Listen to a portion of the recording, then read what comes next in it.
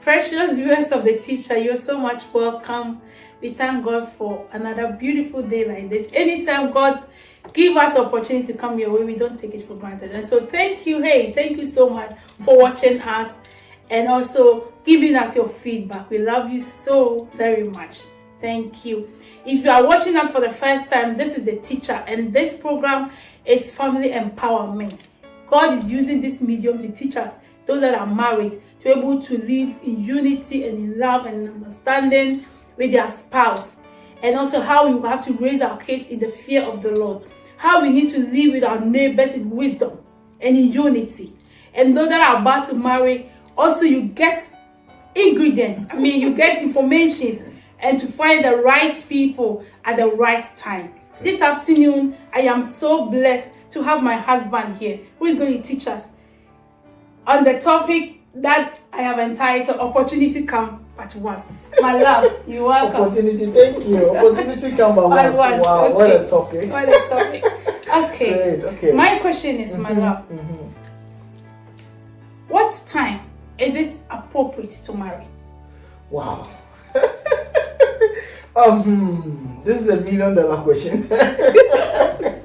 Well, what I would say is that there is nothing like an appropriate time, so to say, so that when you pass that stage, you think like, oh, we can never. My word has come to an end. No. There's nothing. But then there is a recommended age range.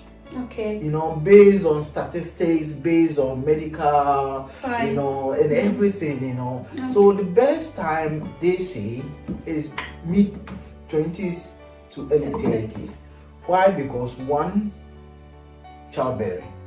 When you are from mid-20s going, you are strong, the childbearing have a lot of stress on the body. Yeah.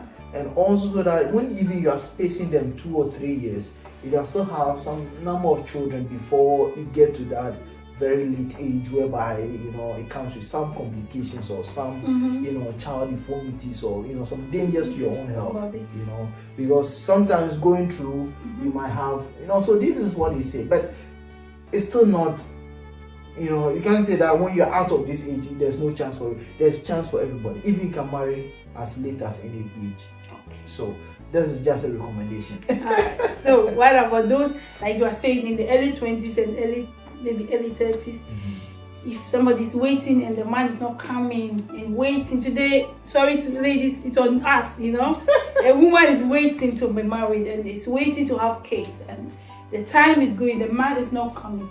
What do we do? What do we do? You want to know what I will say? Yeah, tell me. What do you do? I will say God has given women power. Okay. Women have power, so use it for your advantage. And information is also very key. Okay. Knowledge is key. Yeah. So I have a few examples I can cite. Please go on. Go on. Let's look at people who things were against them. So again, the odds were against them. Okay, but they came out positive. Okay. Well, the circumstance might not be really so, but I will say that they use it, and we can learn 1 or 2 from them. Okay. So let me cite Tamar. Do you remember Tamar in the Bible? Yes. What do you remember about her? Sorry. Tamar, she lost 2 husbands. Yes. Tamar was the daughter-in-law of Judah. And she, as you said, the husband was Er died, and then married Nun. Nun was a brother. And the brother didn't want to have children through Tamar because the children are going then to be for the late brother, Er. And he didn't like it because of the customs at that time. So he died. So people thought Tamar was a husband killer.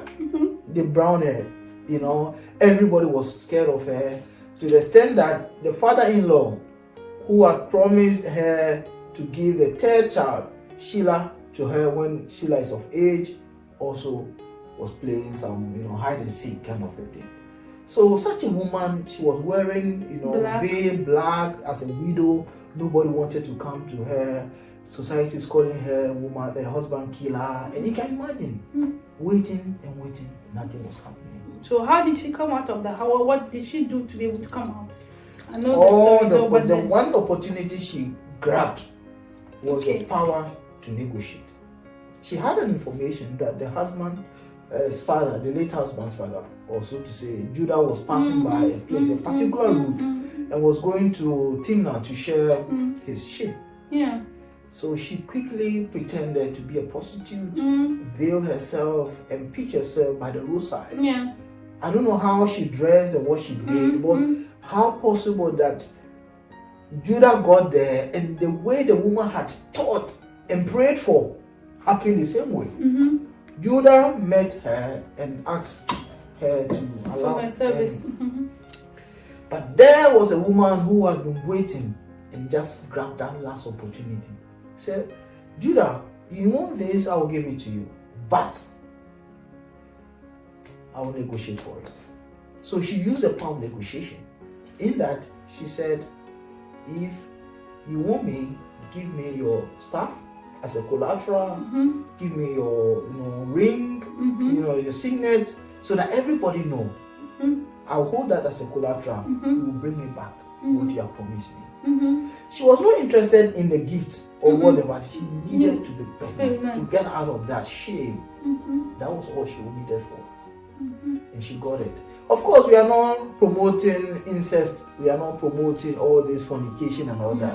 But at that time, it was not a sin because the law had not come. The law God gave to Moses had not come. But all we are saying that this is a woman who was smart, know how to negotiate a way, a deal, and God favored it. And that's how she became the great-grandmother of Jesus Christ. So this is one example. Wow. So women, we have power. We have power. Don't just give it out. Your body out to anybody, or in the name of you want to marry. So anybody that comes your way is like, oh, let me just give it. If I don't give it, no. Marry. No. If the person likes it, the person loves you, me, whatever. Cover me with the glory. Yes. First, the marriage. That is the seed that you need before any other thing. Not just like, okay, because I'm in a hurry, the time is running out of me according to society. So you just jump into any relationship without looking out for any seal or any how do I put it? What a man wants. Make sure you also get what you want. And what you want is to be married, you know, so that you'll be respected in society, so that the glory of that married life will cover you. That is. Do you have any other story too? Of course, there are many. One example is Rahab. Remember Rahab in the Bible? Yes, I remember Rahab. Rahab was also a prostitute. Was a prostitute. Today we are prostitutes. Unfortunately, you can't do it anymore. Our law is now the law is against that. You know, it was an unfortunate situation. But what I wanted to say is this. Rahab had information that the Israelites have been conquering all the nations before them. Now, Rahab was in Jericho. And there she was. These spies were running away from their life. Running away from danger. So she offered a place for their shelter and covered them. So in that process, she had power to negotiate. And she negotiated her life, the life of her household. And told them that, look, the favor I've made you, you also have to return me a favor. And make a deal with them. So that they agreed that if she and her household remain in that house, hang this rope which she used to let them out on the day of danger, they will be saved. And lo and behold, she and her household were saved. So what you are actually basically saying is that we have to use information that we get as human, process it and make it work at our advantage. So woman out there, what information do you have? What information have you acquired that you are using for your advantage? Start thinking. You know, for her, what I would say is that she used the fact that she had a house. And the house where she had was a strategic house. A house on the wall. Just behind, behind her, there's no. So that was the place that the spies found to be the best place to hide. And she favored them by hiding them. So I would say that always the service you do, let it be an advantage for you. How serviceable are you? How would you help people? Out of this, you might get your blessing. Sometimes it doesn't come straightforward, but Yeah. out of this you want, you know. And you have to, there's always advantage, there's always opportunity somewhere. There's always opportunity in the midst of all this clouded, kind of a thing. But then look out for This opportunity. this one opportunity, this information that you need to be able to take you out of the situation that you don't like. I also remember the story of Abigail in the Bible. Yes. She also got information from her servant that the husband has been rude to David, and David was almost coming to destroy the whole people. But then what did she do as a woman, as a wise wife? Yeah. She processed the information, quickly make food available, and then send it ahead. And at the end of the day, even though at that time David was nobody, but we realized that she became the wife of a king, because David saw that intelligent woman and realized that no. When she heard that the husband was dead, immediately he said, go and bring her to be my wife. Yeah. So, woman out there, what information are you processing? Are you always, at the negative and fighting people, or are you looking out for the right opportunity to grab it? Because I believe that for the 24 hours that God gives us every day, there is an opportunity in it. We have to look out for that one and grab it. Yeah. I don't know whether you have anything to add. Even the story of Ruth is a very good example. Okay. Ruth was married and the husband died. So Ruth became a widow. Mm-hmm. The mother-in-law, Naomi, was also poor. They have to move from Moab, the land of Moab. Mm-hmm. Moab, and come to Canaan. Yeah. Their land where they were supposed to be. Bethlehem. They have to come to Bethlehem. When they came, the people were like, oh, Naomi, this has been a very bad trip for you. She herself said you should not even call her Naomi, because her story is so bitter. Okay? But look at how smart Ruth was. Ruth processed every information the mother-in-law gave her. So look, this is Boaz. This man is rich. Just don't give in that easily, but make yourself available, visible. Show your hard-working life. Be serviceable. It was Boaz who was saying, hey, this girl, the way she's been working, picking the things after. So Boaz gave command to the servants that nobody should disturb her. They should allow, and they should leave enough for her to pick. Because Boaz saw and heard how hardworking. And perhaps Boaz was also being appreciative of the fact that she left everything, her people, and decided to still care for this old lady, even though the woman didn't have anything to give her. Exactly. And so sometimes our goodwill, our good doing can also lead us into our right people, the right kind of. And then we should also listen to advice from elderly people. There's something they give us ungodly advice. Yeah. I would say that the advice which Naomi gave to Ruth was very good. Yeah. She knew about their custom and knew that after the harvest, there's this party which the men does. And anyone who will go, any woman who will happen to sleep next to the man, it's considered to be like it's a kind of engagement. You have committed yourself, so you have to marry the person. So Naomi told Ruth the exact timing, what happens there, the custom and everything, and Ruth just did the same way. And when Boaz woke up, there was Ruth lying next to him. He was scared. Oh, have I touched you? What did I do? I was drunk. I didn't know what I was doing. So no problem. And then it's like, everybody have known it. You have to marry me. So she used the opportunity that she had. The only opportunity was to present this. Already, Boaz liked her because he has seen how hardworking Ruth has been and all that. So I would say that women look out for the opportunity that come your way and grab it.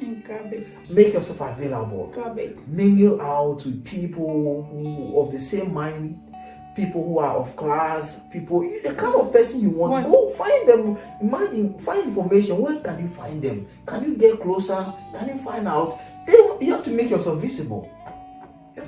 Yes, so we are not encouraging you to be, immoral or something like that. But then after you have prayed use wisdom, use information. What we are saying is that all these women, you can see that their stories were different. But at the point of, their point of contact was that each and every one of them used the information that they got to get where they wanted to be. So woman, which information are you getting? Where do you want to be? And what information are you looking out for? If you are not looking out for anything, start reasoning with yourself. Start thinking, ask yourself, what kind of a man do I want to? How do I meet a man of my kind? And so I'm really glad that you were there to listen to us. I hope you have learned something, and I've also learned something that women, we have power. Yeah. I think I'm not, using all my resources. From now on, I'm going to use my power to negotiate. Knowledge, which is information, is a resource. Yeah. And that, they always use it to their advantage. So I would say that, bring yourself up. Pitch yourself in a way that they can afford but to recognize you. Yeah. And also be serviceable, be hardworking. Let your good character be seen. And that will attract the men. That's wonderful. Thank you so much. Thank you very much, my sweetheart, for this wonderful eye-opening. I pray that somebody stumble upon this and help you. Let me hear from you if it helps you. And please share this video because somebody else needs to hear this, because it's really so loaded. And I'm glad that we're able to come your way again. And so until next week, this has been Dr. and Mrs. Dodoo, the teacher. God bless you. Bye-bye.